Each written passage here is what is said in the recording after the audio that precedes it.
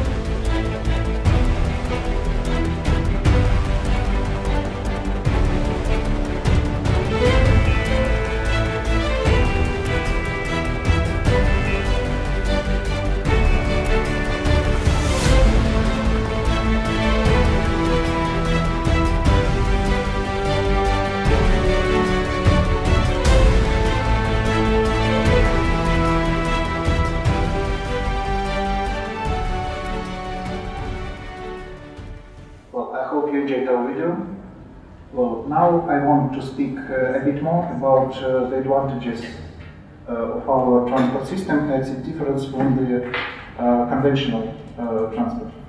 First of all, we have quite low capex. You may see at this graph that our capex is at least twice less compared with most of conventional transport, and if we compare with monorail, with light metro and Mandev, it's could be 10 times less. And the main idea is that we use very light but very rigid strain rail, which is based on the pre-stressed strings, which are put into concrete. That's why we get a light but very solid structure. That's why it's less material.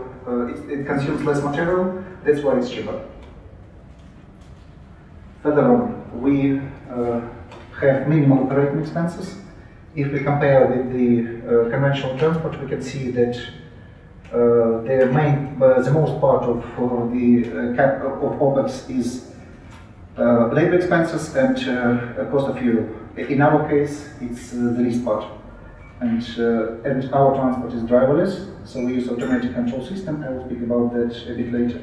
And in general, we can get the effect of so our transport system is 2 to 5 times cheaper in terms of OPEX compared with conventional transport. The next point, it's our transport system is ecologically sustainable. So we use minimal landed resources, and we use electricity, so it minimizes the harmful emissions to the atmosphere, and lots of people like that. And the last point is safety. The main issue here that our transport system is situated at the second level, so it doesn't cross with the existing transport at all. So the traffic accidents are minimal. The second point is anti-derailment system. You can see it in the picture. So it also increases the safety of our transport system, and it's resistant to natural disasters. The previous speaker was saying about floods here, and actually it's also resistant towards earthquakes, tsunami, and other natural disasters. So this transport system won't be ruined if any natural disasters happen. Well, and actually now we are implementing that at our test site in Belarus. We call it Ecotechnopark. It's situated in the town of Marina Gorka. It's not far from capital city of Minsk. And here you can see all the main types of our transport: unibus, unibike, unicar. I'll speak about them a bit later. And actually, you may also see that we have got, at the end of the previous year, of the year 2017, we've got certificates from the Russian Institute of Urban Transport. That's why these vehicles are not just operating, but they are certified. Well, and now let's think how this project and how our technology can help to the development of Thailand, and in particular for the Eastern Economic Corridor. Actually, you can see this map, and actually the main points here to connect the seaports and the airports into one integrated transport system. And what we can do here? Well, first of all, we can increase cargo turnover, we can reduce transportation costs, we can increase the convenience of the transport, we can minimize transportation time, because the speed of our transportation is up to 500 kilometers per hour, and we can promote tourism as well. Well, and now let's speak about our main solutions which could be applied here. First of all, it's cargo transportation. So, if speaking about SkyWay transport system, it has several advantages. It's autonomous, it's point-to-point, it's high speed, it's ultra-safe and energy efficient. We have also special solutions, not just for cargo transportation, but for the seaports as well. And many people during this conference were asking exactly about these solutions. You can see at this picture how container transportation could be arranged along the water, for example, and it can combine container transportation at the upper level and passenger transportation at a lower level. So it's a universal transport system. And also we can make offshore ports, so that we put it into the sea and put the storage places into the ground. So we leave the shore of the sea free of any infrastructure, so it can be used for recreation, for some other economic activities. So, but we don't need to put boats at the shore, and these solutions could be applied not only for the big ports of world importance, but also for the small ports, as you can see at this slide. And here you can see how our container transportation could work. So the speed is up to 500, about 50 kilometers per hour. It's automated loading and unloading. Its performance could be up to 30 million containers per year. And we can use track, as I said, already for passenger transportation. And we have different solutions, not only for containers, but also for bulk, break bulk, and liquid cargo. This is our cargo module, which is called unit truck. It's arranged for a small amount of cargo. It's for bulk cargo, actually for 1.8 metric tons.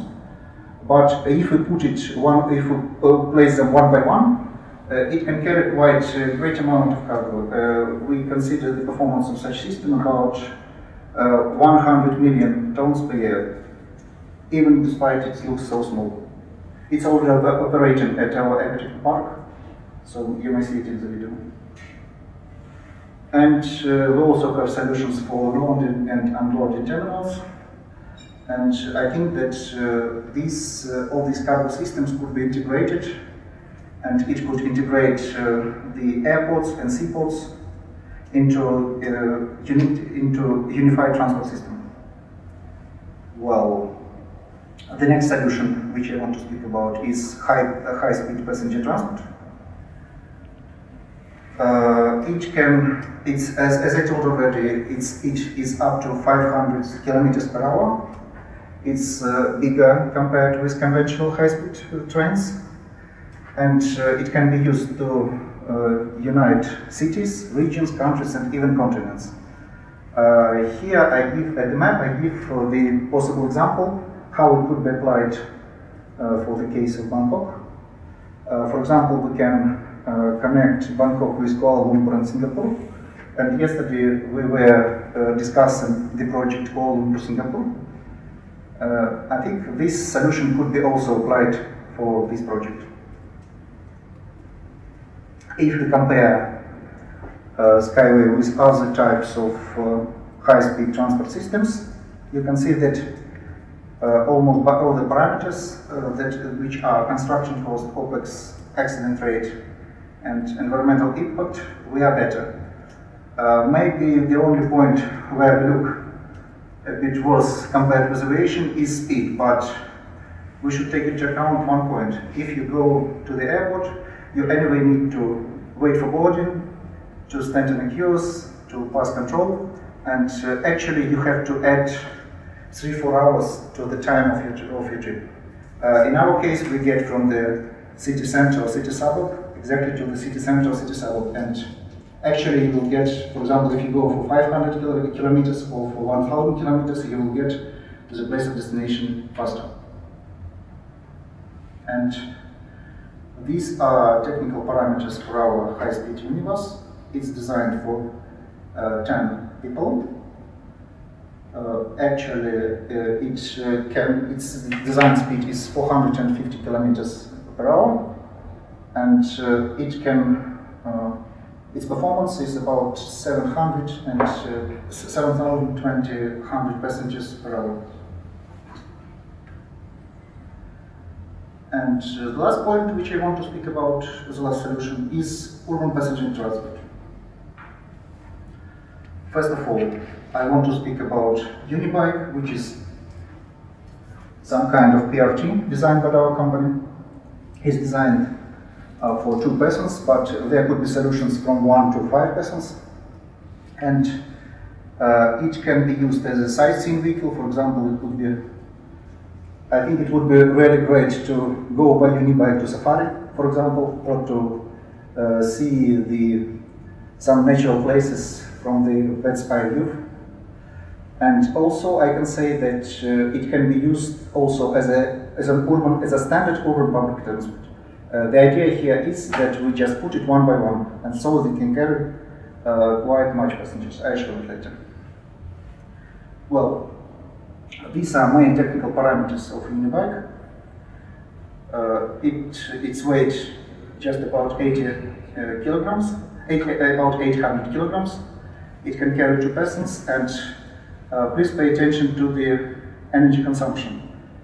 Actually, even at a speed of 150 kilometers per hour, it consumes just 1.7 liters of equivalent of fuel. It's electricity, but as equivalent of fuel is just 1.7 liters, much less compared with standard automobile.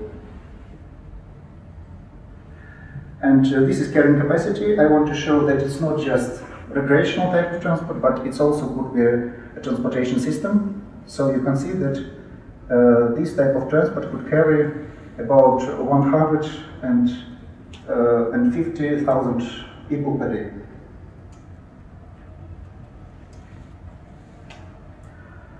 I also want to speak about the other solution, which one is Unibus. which is full-fledged solution for urban and intercity transportation. So this is actual possible replacement of metro, buses, and any other types of transport. So if you look at the graph, you can see that the difference of this. You can see that the speed of our transport is much higher. It could move at a speed of about 150 kilometers per hour, and the average speed is about 80 kilometers. So you can, maybe you've already tried how it is in Bangkok. Actually, there are lots of congestions all over the roads, and it's quite difficult to get where you want in time. So by using Unibus, it won't be a problem. You will get wherever you need quite quick. And actually, as we see, it could be used here for urban transport system in Bangkok and in the city of Pattaya, for transportation system connecting Bangkok and Pattaya, because now, as far as I understood, it takes from 2 to 3 hours to get there. By using this transport, you can get there by 1 hour. It would be much more convenient, and it could, of course, boost the tourism here. And we can use it not only for these routes, but also for general intercity transport system connecting the entire region. So if we do that, everything would be operating. It would be a general system which unites all the points. These are main technical characteristics of Unibus. As I told already, it's designed for 14 persons. And one more interesting fact, which is energy consumption. Actually, if it will move it will go at the speed of 100 kilometers per hour, and for example, if it uses air conditioner, then the energy consumption for 14 persons will be just equivalent of 3 liters of fuel. So it's even for 14 persons, it's much less compared with traditional car. And I forgot to say that its performance could be up to about 50,000 passengers per hour. So it's compared with metro. One more solution, which could be interesting both inside the cities and outside the cities, is a second track structure. Actually, it's a solution which replaces conventional bridge, but it's much lighter and much cheaper. So you need not to spend billions of dollars to build some bridges, but this solution could be used. And actually, it's already realized in our Ecotechno Park in Belarus, and anybody can see how it works. This slide is devoted to carrying capacity. As I told already, it could carry about 50,000 passengers per hour and up to 1 million passengers per day.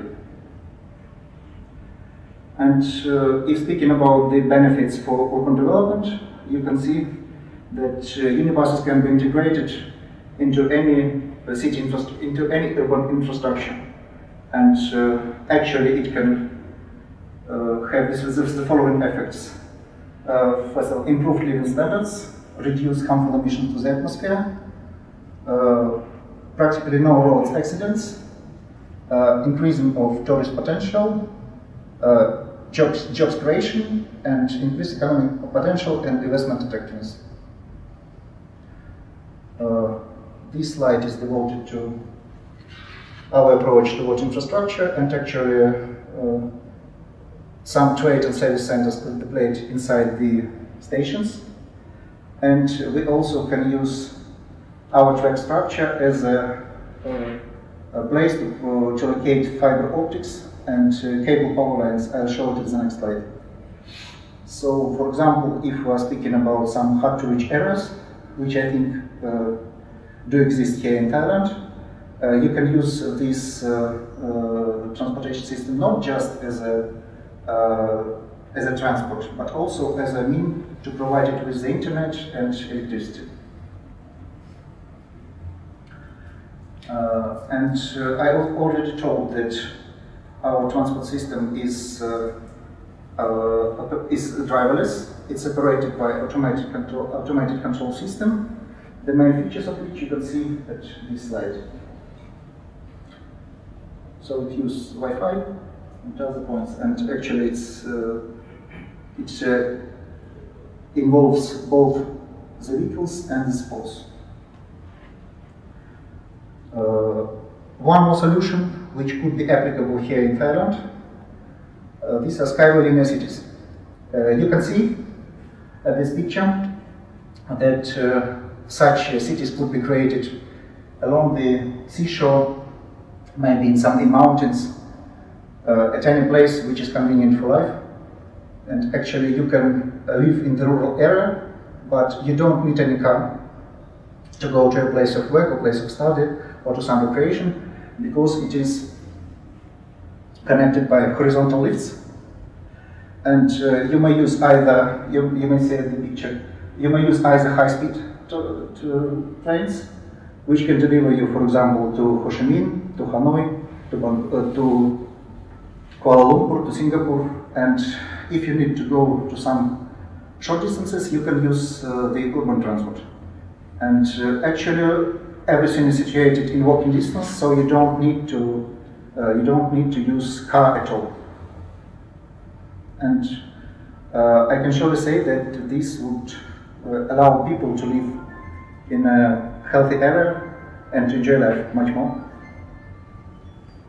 Well, and now I want to make a conclusion. Well, first of all, our cargo solutions can increase the capacity of ports and freight terminals at least by 20 to 30%, and the cost of such systems are 3 to 4 times less compared to conventional ones. Well, if speaking about high-speed transport, we can connect Thailand with Malaysia and Singapore and other cities as well, and the cost of such track, in my opinion, could be up to 10 to 15 billions of US dollars, which is cheaper than other traditional solutions, especially the Japanese one, I think by 5 to 10 times. And the last point, the urban mobility transport can solve traffic problems in the cities, enhance tourism, and make transportation comfortable and well priced. And the construction of such systems costs less than traditional one by 5 to 7 times. Well, that's all. Thank you very much.